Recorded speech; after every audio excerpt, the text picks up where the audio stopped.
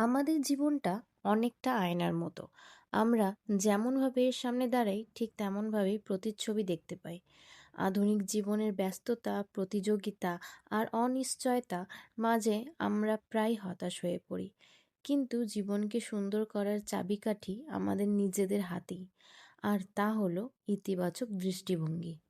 ইতিবাচক জীবন মানেই এই নয় যে জীবনের কোনো সমস্যাই থাকবে না বা আমাদের সবসময় হাসি মুখে থাকতে হবে।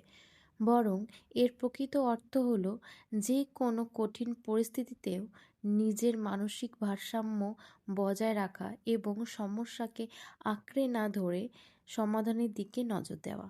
আমিও নিজে এভাবে চলার চেষ্টা করছি। যাকগে, আজ সকালে আমি ব্রেকফাস্টে বানিয়েছিলাম সাদা আলুর তরকারি আর রুটি। আজকের ভিডিও এখানেই থাক। দেখা হচ্ছে তোমাদের সাথে নেক্সট ভিডিওতে আরও একটি নতুন গল্প নিয়ে।